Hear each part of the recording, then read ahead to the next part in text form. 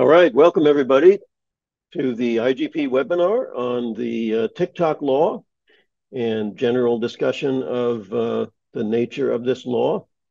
My name is Professor Milton Mueller, and I am at the Georgia Institute of Technology. And let me say a few words to introduce the Internet Governance Project. We are a university-based think tank focused on the digital political economy. We cover a host of issues related to the internet, its governance, as well as the governance of the broader digital ecosystem that includes the chips and the trade and information services and so on. So let me explain why we're doing this webinar. We were very tired of the propagandistic and manipulative discourse around the issue of the TikTok law, and we wanted to see a more informed give and take.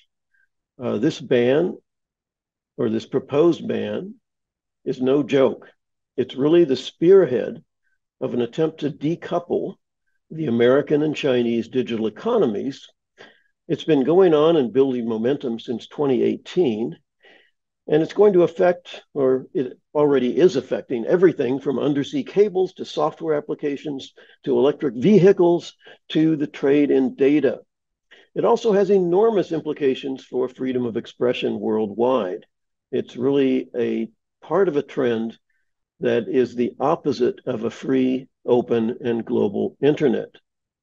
Now, we have tried very hard all along to involve legislators in this and in other forums to actually tell us more about why they're trying to do this.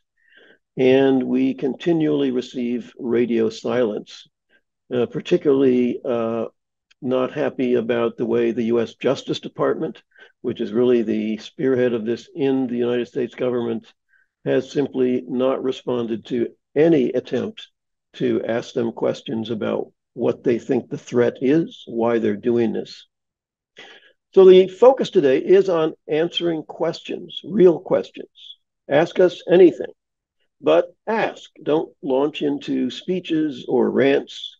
And we'd ask you to follow 3 simple rules. Number 1, be civil. Number 2, no filibustering or ranting. And 3, no anonymous questions. We would really like to know who you are and why you're asking the question. It helps us to interpret it. So you'll see, if you're on Zoom, you'll see at the bottom of your space a Q&A session, and you can type your questions into there, and we will be keeping track of those.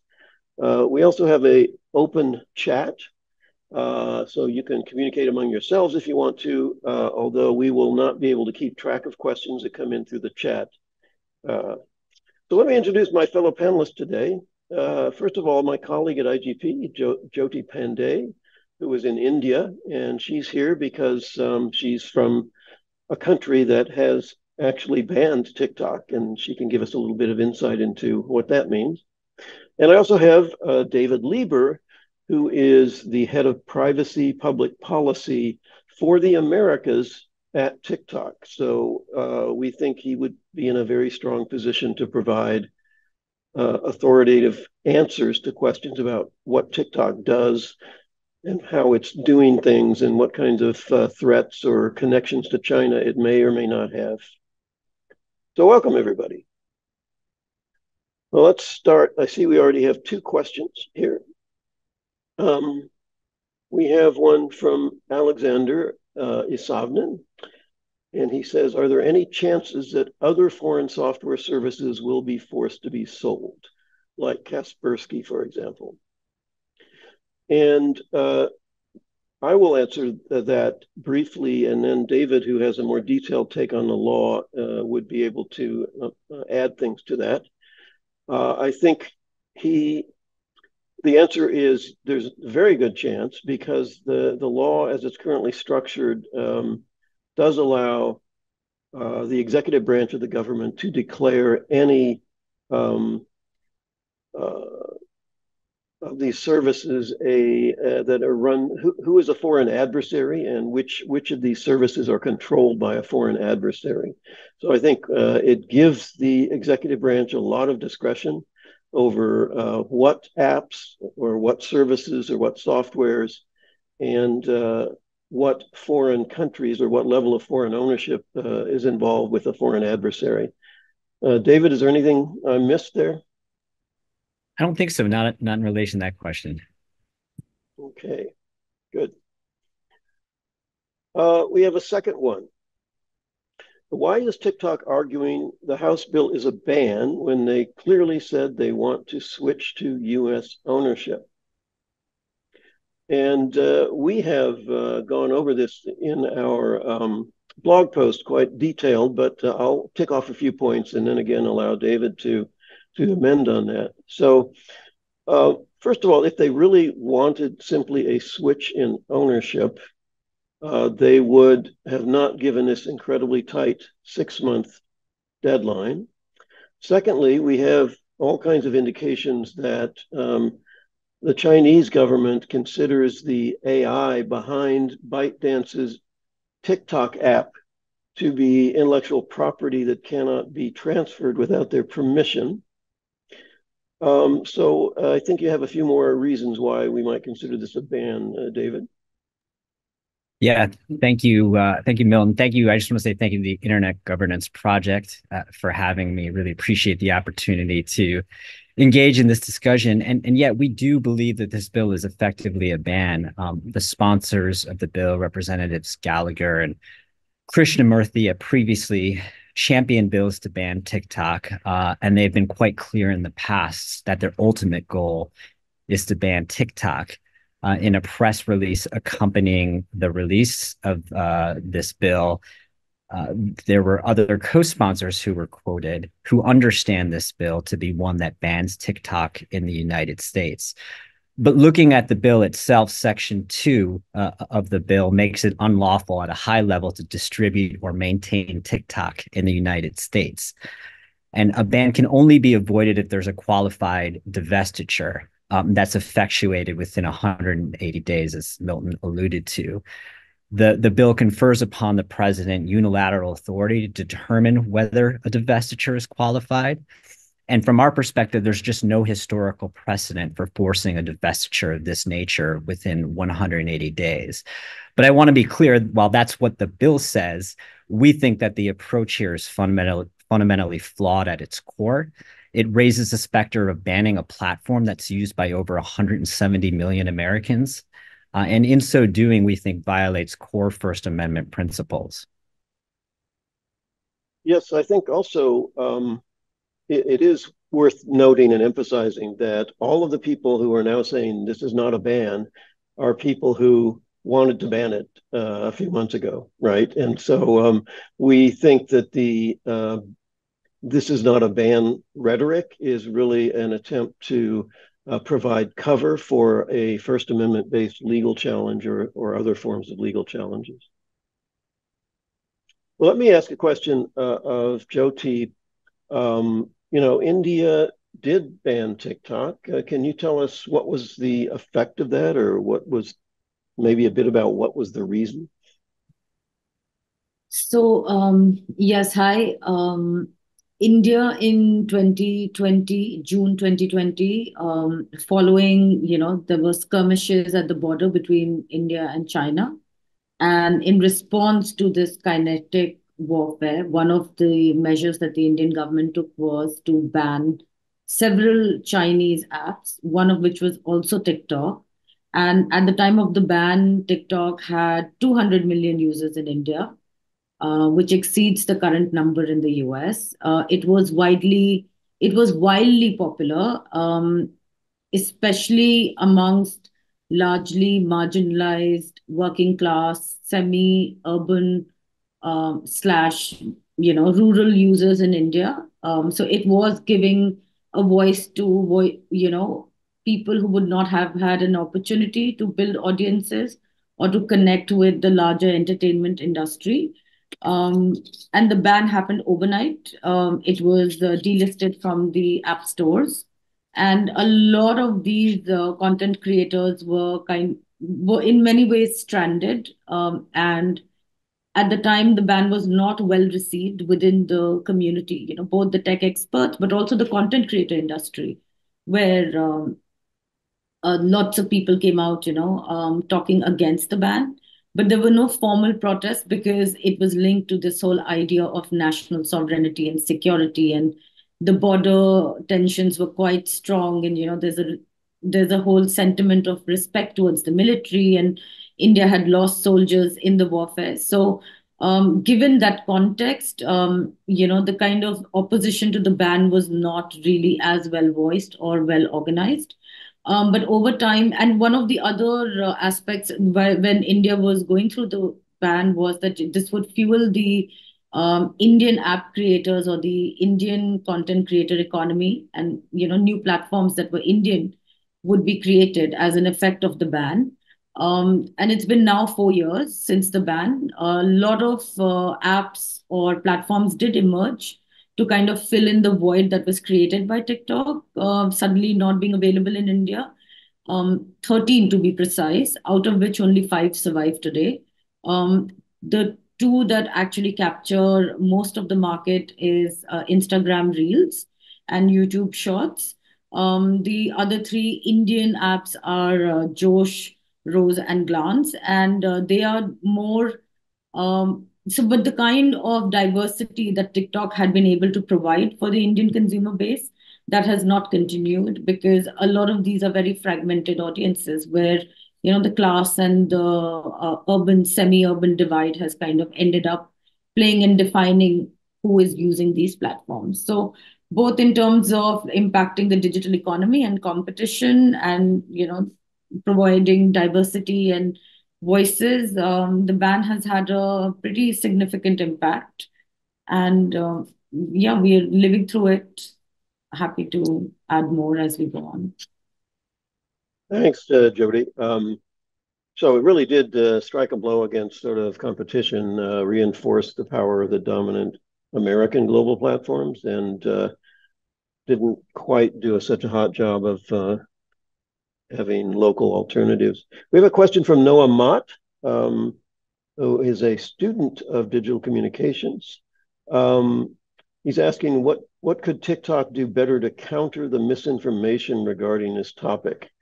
And it's a very interesting problem for TikTok, because their attempt to mobilize their user base to lobby Congress apparently was perceived kind of backfired, because Congress perceived it as exactly what they're afraid of, which is that that it could be used to influence politics in the U.S.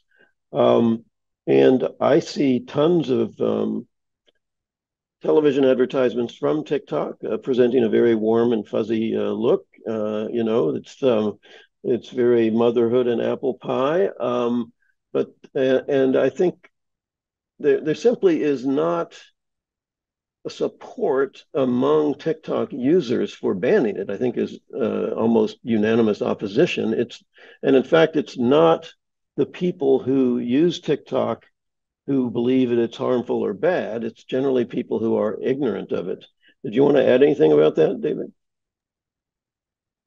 Yeah, I think Jody alluded to this, that there is a unique value proposition that TikTok provides, and it's reflected in the advertisements that maybe many folks who are on this webinar have seen.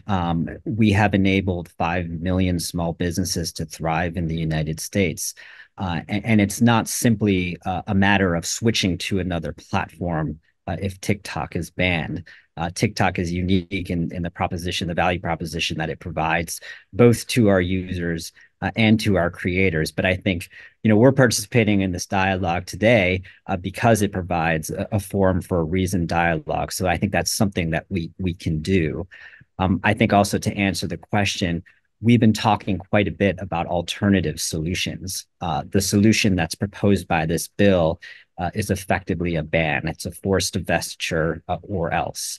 And we've been working assiduously over a period of several years to implement what we call Project Texas. And this is a voluntary and unprecedented effort to address the privacy and national security concerns that the US government has articulated. And it's important also in the context of First Amendment analysis because it demonstrates that there are alternatives, including mitigation options, to address the concerns that have been raised. The two chief concerns are really access, the potential for the Chinese government to access US user data, and then the potential for the Chinese government to influence the content that users see on the platform. Project Texas addresses both of those concerns in different ways. We can go into more detail if it's of interest to people, but we've been fashioning these solutions. We've spent upwards toward $2 billion. We've established a special purpose subsidiary, USDS, to house and manage US user data to ensure that access is limited. And then we've worked with third-party partners like Oracle to inspect our source code and to ensure that our algorithm is surfacing content in the way that we've publicly represented. But we've tried to work and position ourselves with third parties so that they can validate the representations that we're making, and people don't necessarily have to trust us. They can look at the third parties that we're working with to validate the representations and assertions that we've been making. I want to add something to that. So that, in fact, Project Texas, which we don't like, by the way, and David knows this, because essentially it's a data localization agreement imposed by the US, which gives the US government all kinds of access to your data. But they are clearly bending over backwards to keep the data localized in the US. And the thing that really convinced me that this new law was a ban was that all of the rationales for it are actually answered by Project Texas. In other words, if you believe that the threat is that the data will be transferred to the Chinese government, and the Chinese government will use that to develop an algorithm that will manipulate our minds of Americans and turn us all into communists, if you believe that, Project Texas totally resolves those concerns. I mean, I just don't see how you can say that it doesn't. So the question is, why don't they accept that? Why do they not? I mean, nobody from Justice will answer that question. Nobody will even face that question.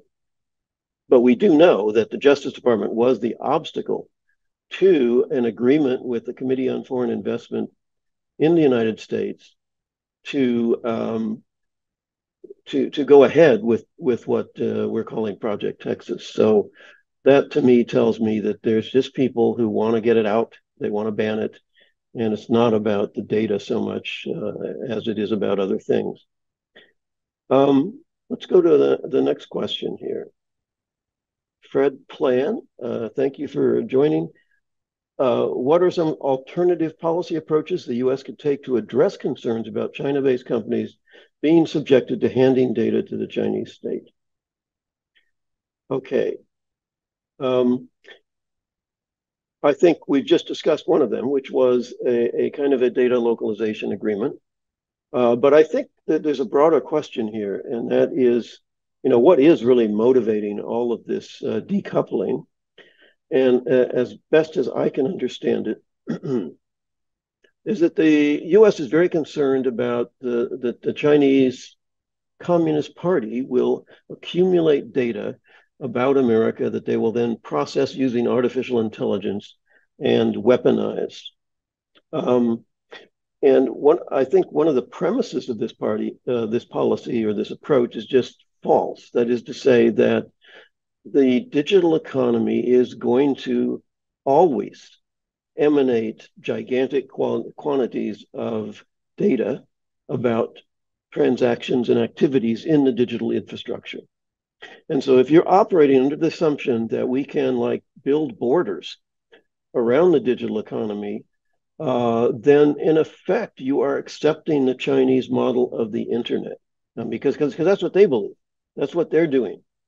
And I don't think that the threat, I think the threat is largely imaginary in the sense that, yes, we don't want them to have access to intelligence data or other forms of sensitive data, and we can protect that. But public things like activity on social media, like IP addresses, telecommunications traffic, all kinds of data now is just out there. And there's a tremendous amount you can do with open source intelligence. And we should be focusing more on some kind of reciprocity and also on, and I'm sure we are doing this, making use of the open source intelligence that, for our own purposes. But let me see, Jody, do you have anything to add to this question?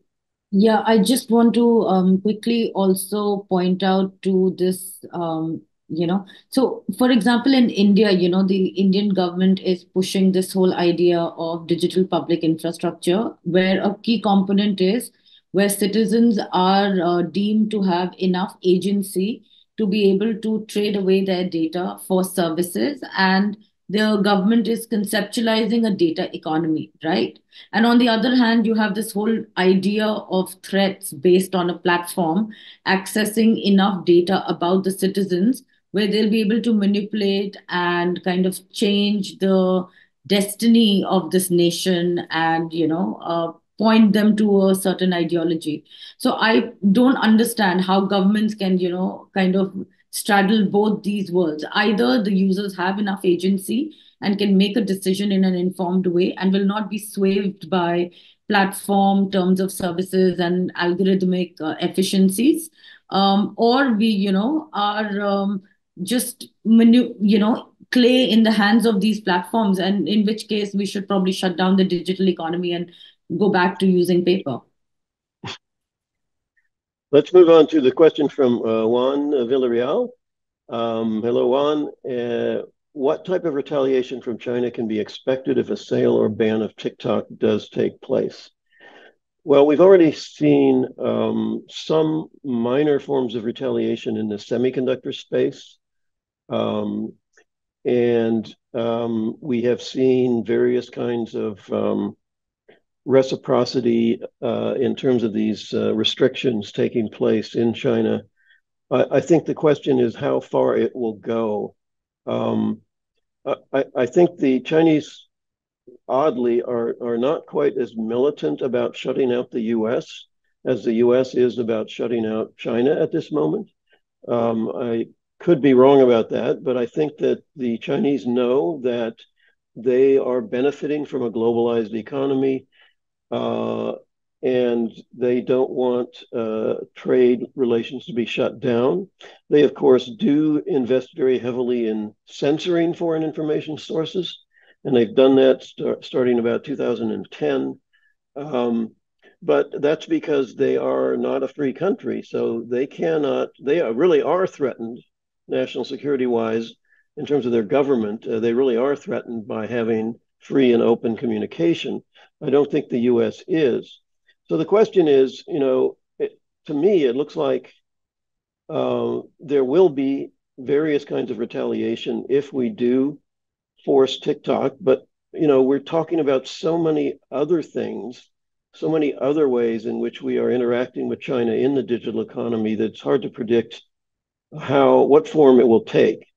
For example, when our Commerce Department secretary says that electric vehicles are national security threats if they're from China, again, because of this sort of AI conspiracy theory that they're going to learn all about things that they can find out in other ways and use that as a weapon.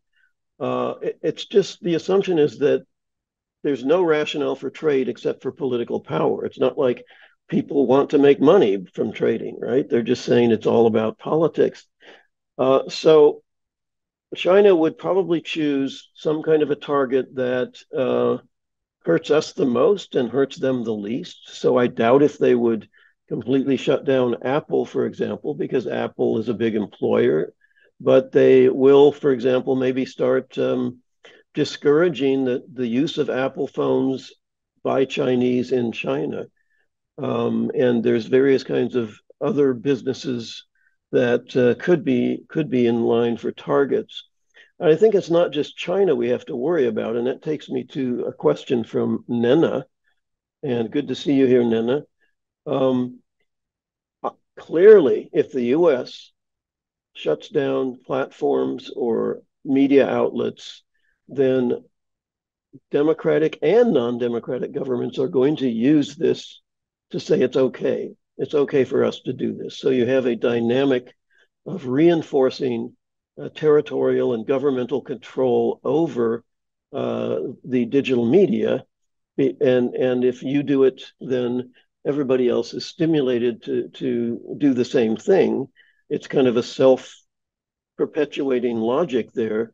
And that's one reason why we're so concerned about this. When the U.S. started proposing certain kinds of restrictions on the internet back in 2012 for intellectual property reasons, we saw many non-democratic governments say, look, the U.S. is censoring things too, we need to do that. And the whole logic of digital sovereignty is definitely going to be picked up by governments. And if U.S. platforms are globally extended, they're going to be on the front lines of these restrictions. We have a question from La Yang, and she says, why March? Why did this happen so quickly? I think David knows all the inside baseball. Maybe he can answer that question. I'm not sure I have a ton of insight into why it happened in March. I mentioned initially that there have been efforts in the past to ban TikTok by the same legislators who introduced this bill. There have been other efforts to more broadly regulate the marketplace for foreign applications, and also to regulate the export of data to certain foreign countries, or countries of concern, I think is the term of art used in the bill. Folks may have seen too as well that there are other efforts that have been launched, some in conjunction with the bill that passed the House of Representatives, including one that would restrict certain types of data broker transactions to entities that are in foreign countries of concern. But most recently also the reintroduction, I shouldn't say reintroduction, revitalization of baseline privacy legislation in the United States. And I know a previous questioner had posed the question of what alternative solutions exist. And we think about the universe of alternative solutions. Baseline privacy legislation is the panacea for, I think, a lot of the concerns that have been raised, and can help to address the concerns in a much broader fashion than focusing on a single company, to the exclusion of other actors in the internet ecosystem. And so it's certainly directionally positive that we're seeing more discussions now about that baseline privacy legislation. We welcome those discussions, even if folks may have misgivings about the substance of the bill. That's where the conversation ought to be headed. I think that's where we can devise and fashion solutions to a lot of these problems. I would have to agree with that if the big concern, again, is giving data to the Chinese Communist Party, clearly you can pass a law that would make that very, very illegal, and to disclose all of this behavioral data to unauthorized parties. And if it were actually shown that they had done that, then you can kick them out of the market or penalize the heck out of them. And I guess the only argument is, well, could we ever detect if that was happening? And I think you could. I think there are ways of detecting that. And Project Texas is a somewhat extreme way of detecting that, but I think it could be detected. And I think the burden of proof is on people who say that it's so undetectable and such a risk, such a huge risk, that we have to just ban the app altogether. Here's a question about the constitutionality of the law. I think there is a good chance that it will be stricken down as unconstitutional, but you never know for sure. There are precedents for national security restrictions on ownership, but it really only applies to radio frequencies or broadcast stations, as far as I know. And there are precedents for wholly foreign-owned media outlets. And I think a lot of this depends on, showing that a big motivation for the ban is the content on the app. And when the FBI or the Justice Department say, this is fun, this is an influence operation, and they use as their evidence the anti-Israel, people who sometimes post on TikTok, then I think they are strengthening the case that this really is a free speech targeted kind of a bill. Yeah, I can add just to that too. I mean, obviously, this is a concern that we've raised, and there certainly have been instances in the past where First Amendment principles have clashed with national security, but the Supreme Court has been quite clear that those national security concerns need to be irreparable, immediate, and direct. And we've never questioned the legitimacy of the concerns that have been raised, but they are theoretical. And so articulating theoretical, conjectural concerns to justify what would effectively amount to a ban on an app that's used by 170 million Americans, we don't think would withstand scrutiny under traditional First Amendment principles. I think it's also important to note too, I was mentioning before the unique value proposition that TikTok provides. That's important from a First Amendment analysis perspective. The mere existence of alternative fora does not justify the infringement on First Amendment interests in this case, vis-a-vis us, vis-a-vis our users, the creators that use the platform. And again, the Supreme Court has recognized that there are unique methods of communication, whether that's in the old days, pamphlets or yard signs, or more recently with sidewalk counseling at abortion clinics. Those are unique modes of communication that, if taken away, yeah, sure, there are other ways to make that communication. You can stand on a soapbox anywhere in the United States and make a statement, but I think what the Supreme Court has recognized is that's very different from an individual citizen availing themselves of the method of communication that they choose and doing so free of government interference. So these are really important principles. It may be a case of first impression given the facts here, but those principles are bedrock First Amendment principles. They're sacrosanct, and it's why we think that this bill is unconstitutional. So we have a live speaker that wants to ask a question. Let our moderator allow that to happen. Hi, team. Can you hear me? Yes. Hi there. Thank you so much for hosting this. Just for full transparency, I am a TikTok employee. I work for the U.S. data security aspect of the company. I did have a quick question, and it actually goes to what you were just speaking about, David. I was curious from Jody's perspective, when it comes to the ban that was instituted by India, a lot of the questions sort of revolve around, like this ban, for example, is related to the the Chinese propaganda piece, right? Like the CCP propaganda piece. And I was curious if you had seen in India if that had been thwarted simply by a banning of a specific social media app in TikTok, or if that's still something that you see on a regular basis through those apps that they were sort of forced to go onto. Thank you. So if you're asking if propaganda does not exist in India any longer, that's not the case.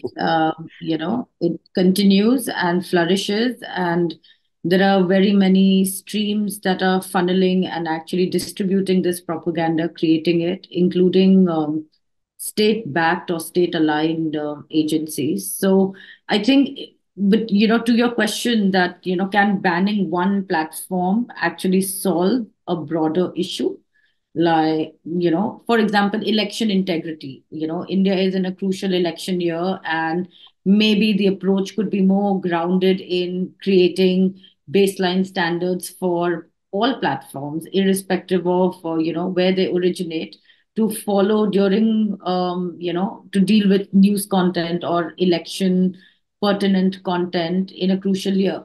But instead of going that way, these outright bans are actually creating the scope for the government to kind of expand into new realms of, products and services. So, for example, the Indian government has been flirting with the idea of banning or instituting an import policy, for laptops and mobiles that are being imported into India. So I think it's a tendency which needs to be curbed, because if unrestrained, it kind of will spill over and take over and impact other aspects of the digital economy, which are pretty significant. And on propaganda, yes, I don't believe that the TikTok ban has had any impact on limiting propaganda in India. Let me go on to continue with this theme of censorship, and I'm going to do something that nobody ever seems to do in this debate, and that is to actually look at what is on TikTok. So I'm now sharing my screen. Can everybody see it? Somebody give me a verbal answer. Yes, okay. Thank you, Juan. Yeah, this is my TikTok. So I have been using TikTok for a little over a year. I actually enjoy this app because it's just got such diverse content on it. This particular person, we're looking at my following feed now. This person likes science fiction stuff, and so now he is showing us something about the free body problem, which just came out on Netflix. Here's Lex Friedman. He does a podcast, and he has some very interesting people talking about science and technology, artificial intelligence on his podcast. Many of you probably know about him. So he's got Mark Cuban here. This is, I don't know who this person is, but she talks interestingly about AI. Rachel Woods, she's talking about prompt engineering here. This is a kind of a fringy economist guy who's telling us that the economy is going to collapse at any day now. It never seems to do that, but he keeps saying it will. Bloomberg opinion. Obviously, I'm not getting the Chinese propaganda here. This is a really interesting dance group. I'm not sure of the ethnicity, but it's Russian, so maybe I'm getting Russian propaganda here. I don't know. And Zhao Ying Summers is a Chinese comedian, definitely not somebody the Chinese Communist Party would like. And generally, the level of obscenity in some of her acts might make me want to move on here. Here's somebody complaining about TikTok removing followers. I'm not exactly sure what she's saying because I can't hear the sound. This is an interesting guy. He's kind of a nerdy tech guy. He's telling you interesting things about that you can do with websites. Okay, so now let's be a little more adventurous and go into the For You stream. I have no idea what I'm going to get here. Hopefully nothing embarrassing, but okay, this is something from a golf movie. I don't know why. I do not particularly like golf. So here's somebody telling you how to confront pro-Palestinian propagandists, the Zionist infidel. I'm kind of I'm not a Zionist, I'll tell you that. So I'm not sure why this is in my feed, but there it is.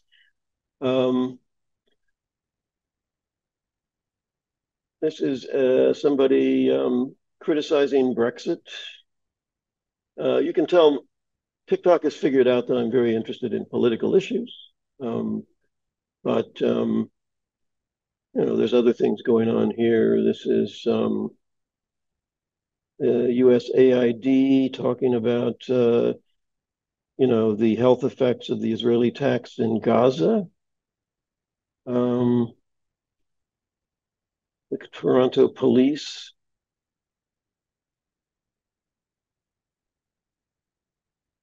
talking about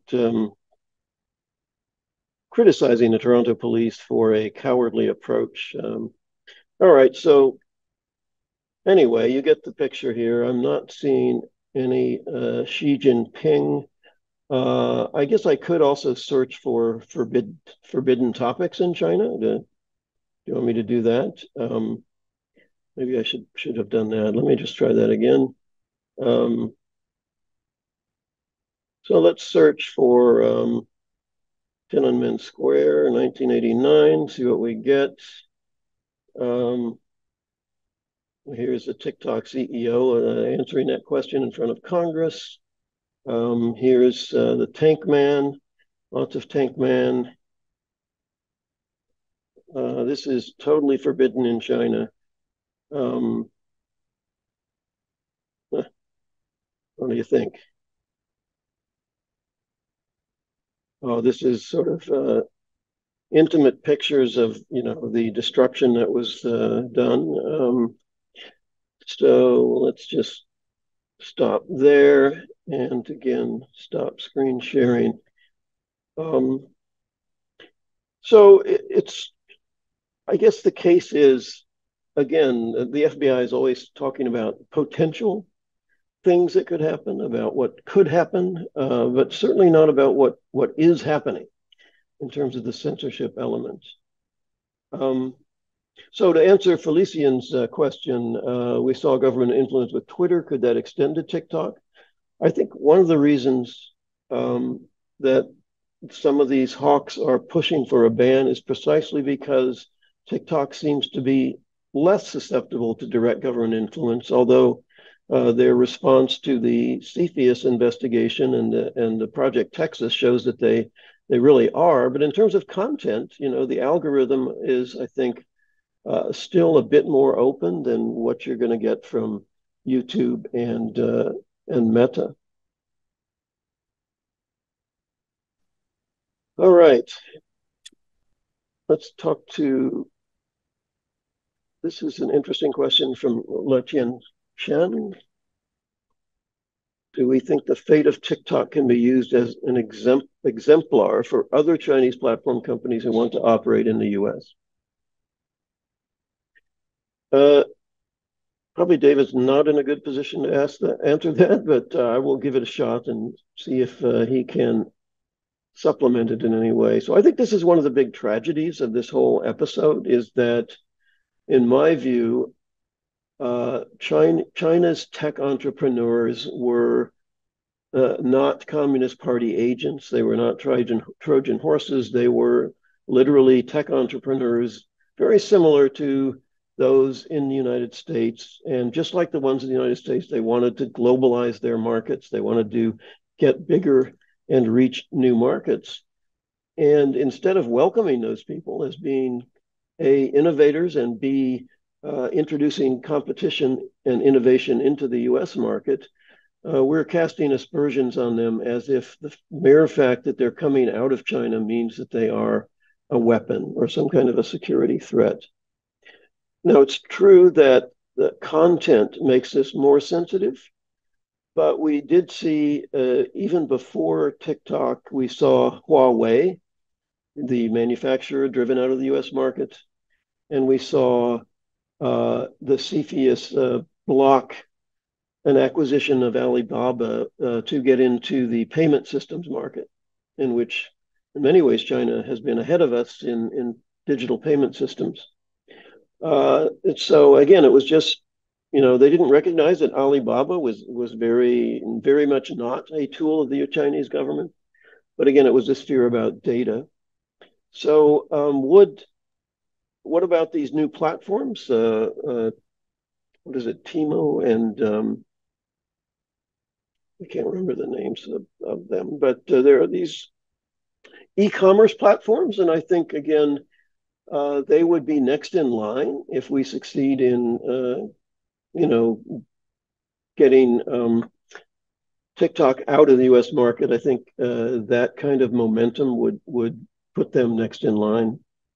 So if your answer is, do they provide a model for success and how you can enter a market and compete successfully? Yes.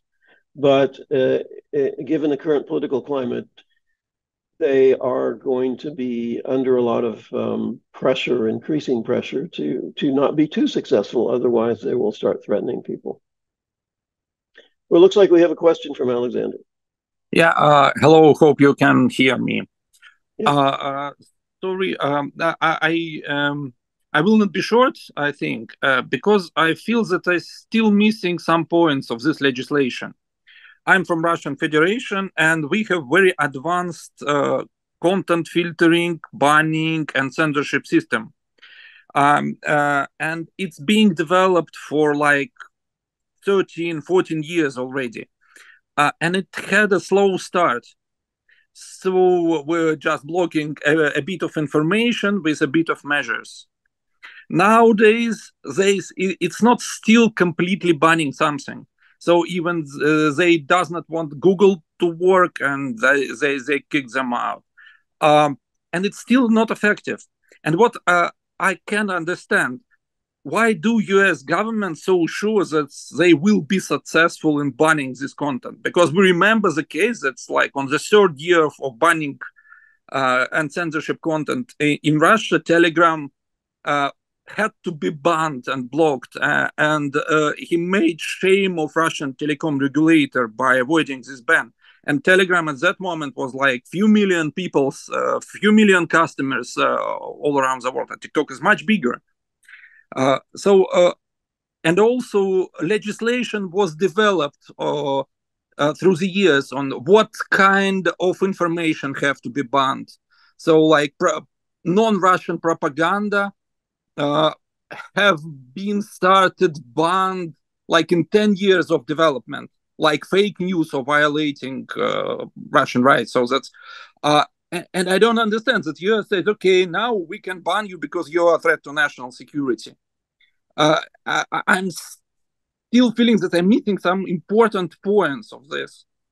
So how do they plan to enforce this, and how it's based on the legislation of United States? Thank you. David, I think that's all of yours. Yeah, I mean it's a good question.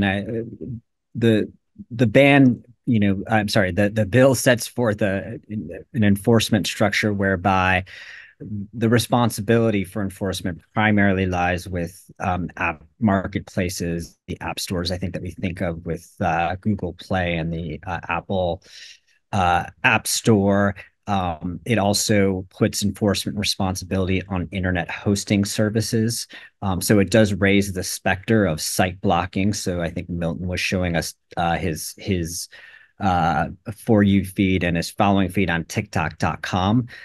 So that's where the enforcement responsibility lies. And I think Alexander was alluding to some of the potential holes in the ability to enforce. People certainly can avail themselves of VPNs. They can cloak their IP addresses so they appear to be accessing the internet from different countries. I think you mentioned substantively the ability to censor certain types of content or prevent it from surfacing on platforms. Simply because that content isn't available on TikTok certainly doesn't mean that it's not available on other platforms and won't gravitate to other platforms. That certainly is the likely result. And we don't see TikTok as unique in terms of the problems that it is confronting, but we are unique in the fact that we've deployed solutions that others in our industry haven't. And so we are determined and laser focused on continuing to implement those solutions to address these concerns and hopefully obviate the need to move this legislation any further.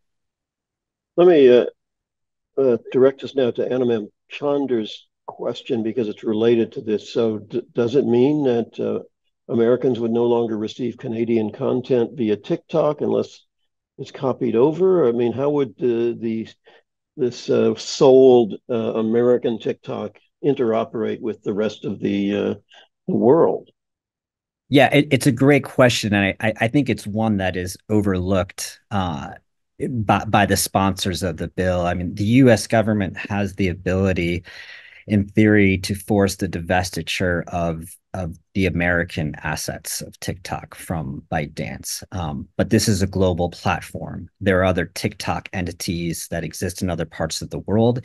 It is a global platform. Many of our features rely on interoperability. For example, if I choose to have my videos only made available to my followers, that message and that metadata has to be communicated to other parts of the world. If there are different owners and different policies and rules in terms of service for a successor TikTok US app and the rest of the world, then there's certainly be complications in effectuating that type of interoperability. It's another reason I think why when we think about the prospect of divestiture and the notion that it's just going to be a simple exercise, it won't be. This is a global platform. It's unclear whether there would be any buyer that would emerge just to acquire the U.S. assets of TikTok. So it's a great question because I don't know that there's been a wholesale examination, I think, of some of the technical and operational challenges associated with trying to compel a divestiture of this nature. How was that handled in India? Could Jyoti, for example, if you come to the US, you download TikTok, you go into India, what happens? So, my friends from around the world share these funny videos from TikTok, and I'm like, I can't access, and then I'm reminded to use a VPN. And then VPN services have also broken down in India because of the state kind of going after them and restricting the scope that they have to operate in India. So it's a downward spiral, and it's bleak, the outcome of a ban.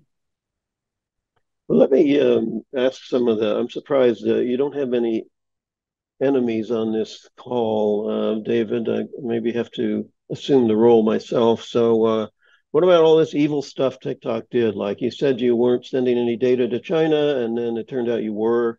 What was going on with that? Yeah, well, so I'm glad you asked the question. The Committee on Foreign Investment in the United States, launched an inquiry, I think in 2019, into our parent company's acquisition of a company called Musical.ly, which is now TikTok. And I mentioned one of the central concerns that have been raised is around data access, and in particular the ability of the Chinese government to access U.S. user data. And then further down, the ability of the Chinese government to access U.S. user data by virtue of the fact that there may be Chinese employees that had access to that U.S. user data. So everything we've been doing in relation to Project Texas is to minimize access to that data. This is a challenge that we acknowledged in 2020. We've acknowledged in public blog posts, in legal filings, and we've been working diligently to address since that point. It's a significant undertaking, but we've made significant steps at the same time. U.S. user data, protected U.S. user data, is stored by default now in Oracle's cloud infrastructure. We have begun the process of deleting data, historical legacy data, from our servers in Virginia and Singapore. We're taking a number of different steps to ensure that protected U.S. user data stays within the Oracle Cloud infrastructure and is managed and overseen by USDS. And I would just, again, emphasize that these are historical and unprecedented steps that we're taking and unique among our competitors. It's not that these problems are unique to us, it's the solutions that we've devised are unique. So we are highly incentivized to get this right. And to continue to be responsive to legitimate concerns that are raised, and we'll continue to do that. And what about the FBI's charge that you were spying on journalists? And that was something that was mentioned in the classified briefing, and everybody says, this is proof that TikTok is a threat to our national security because TikTok, which is then equated with the Chinese Communist Party, is spying on journalists. Yes, I think this is in relation to something that happened in 2022. where there was a misguided effort to trace the leak of confidential information from employees, and as a result, data was improperly accessed. I think we've acknowledged that mistake on a number of occasions. I think members of Congress have asked us to acknowledge it. We've certainly discussed it in our CEO's testimony before Congress twice now, and in response to questions for the record. That, in my view, is a separate and distinct issue from some of the national security concerns that have been raised. But we've acknowledged the mistake. It shouldn't have happened. But the point was that the reporter was recording internal meetings of TikTok employees, right? They were running around with a phone or something and recording stuff. And yeah, based on the reporting, I think that the author maintains that there are access that there are these recordings that exist of internal meetings. And to the extent they do exist, they were certainly leaked in an unauthorized fashion by employees. And so this is part of why we have a team, as do other technology companies, to address the threat of insider risk. But this was not the Chinese state doing that. It was TikTok corporate, basically. I think that's correct. This was just employees who improperly accessed TikTok user data in an effort to understand the genesis of the leak. Okay, so we have a few more questions. Wendell Wilson, are there already civil rights groups that have raised the issue and do not support the ban? Yes, there are. The American Civil Liberties Union has opposed the ban, and the Electronic Frontier Foundation has also opposed the ban. Fei Peng, what's the action path for the U.S. to the ban? Well, the answer is this law. And what are the characteristics of the digital game between China and U.S. reflected? That's the big one, right?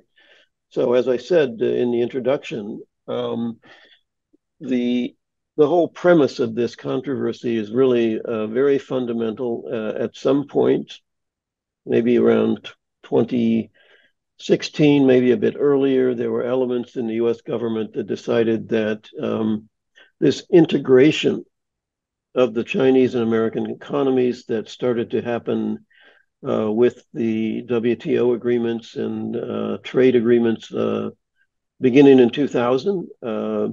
Somebody decided that either that we were losing this from an economic standpoint, or more seriously, that China's market economy was so successful that they were becoming too powerful and threatening the sort of the world dominance position of the United States. And of course, it doesn't help that China is, in fact, a dictatorship with extremely restricted access, extremely restricted media outlets, so that their people cannot vote out their government.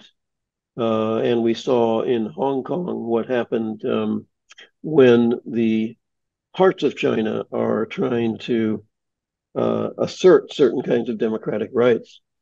So the broader game is indeed, as I said, I think that there is this false assumption that in a globalized digital economy that the U.S. can somehow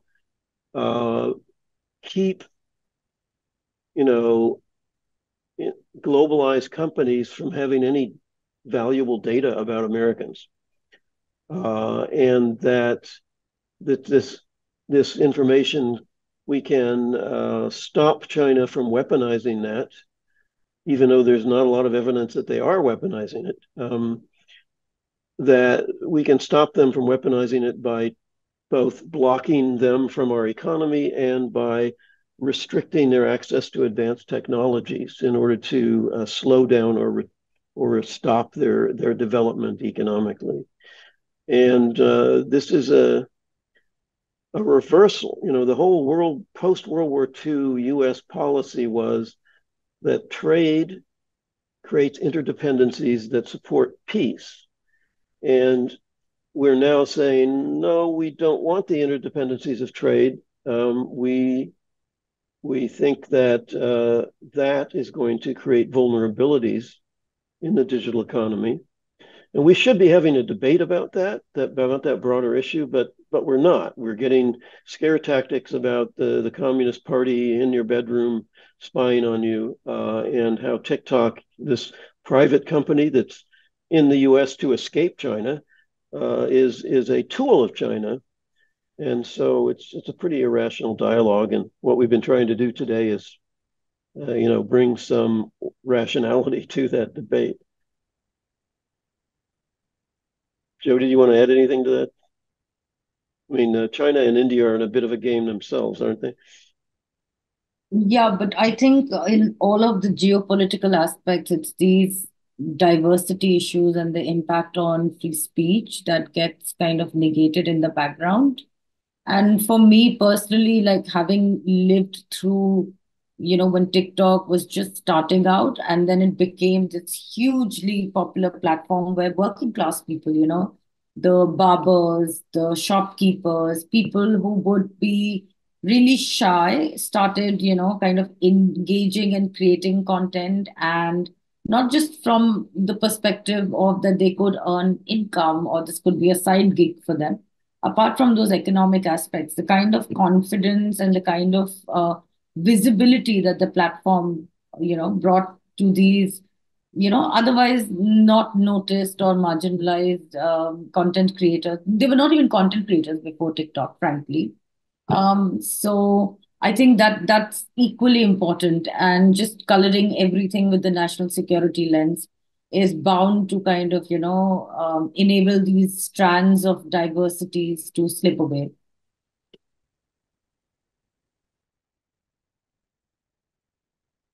All right. I think we have one other rather complicated question here from Juan Villarreal.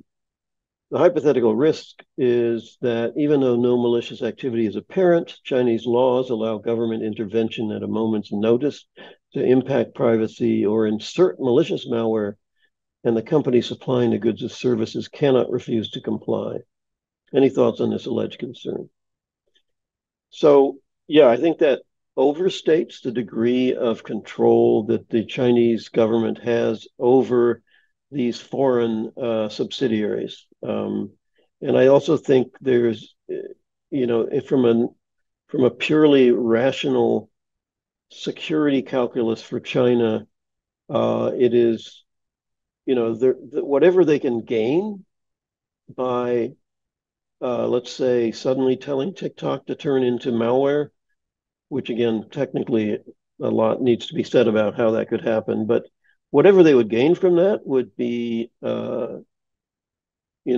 probably overcome very quickly by the backlash.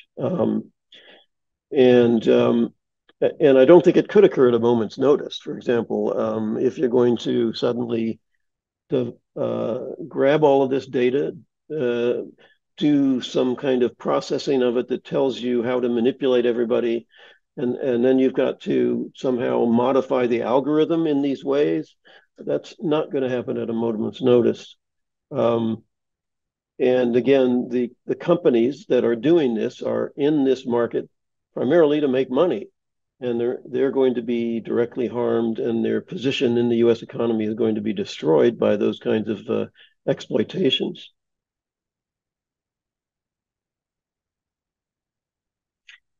Well, I think we have aired this issue pretty well. I think there's one more question here from Yug Desai about competitors. I don't know whether David should answer that or me, but it's well known that Meta was actively pushing the idea that TikTok was a threat. Were there any others that were going after you, David?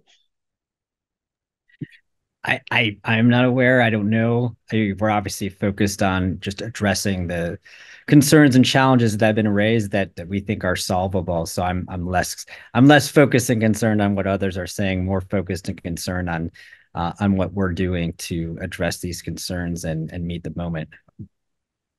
In India, we did have, alternative apps that jumped up in competition and to kind of, plug in the gap created by TikTok's exit. But YouTube and Instagram Reels were the biggest beneficiaries. So, and 20% of the traffic on Instagram comes from Reels, I believe globally.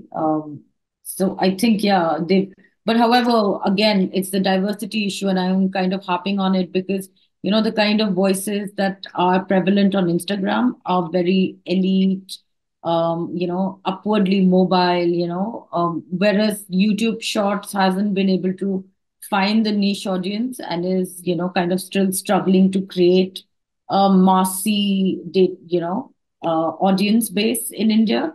So I think, just by virtue of banning something, it's not likely that strong competitors of the same nature and stature will replace what you are banning. There might be alternatives, but it's not going to be the same exact replica of what you have.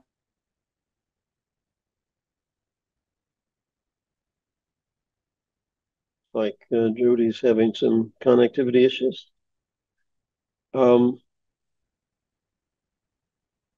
Yes, but I think she did answer the question about VPNs already, showing that if you want to ban apps, you're going to end up banning or restricting VPNs in a way that restricts access to those apps. Well, that's it. I think we really appreciate you all attending and your great questions. We have recorded this, so if you know people that would like to know more about this issue, we will publicize the link to the recording very soon. And any parting words from you, David? No, just thanks again for offering a forum to have this discussion. I think we need to have more reasoned dialogues where we can have these exchange of views and understand, I think, different perspectives. So thanks for the opportunity. All right, all. We're the Internet Governance Project. Look at us at internetgovernance.org. Bye.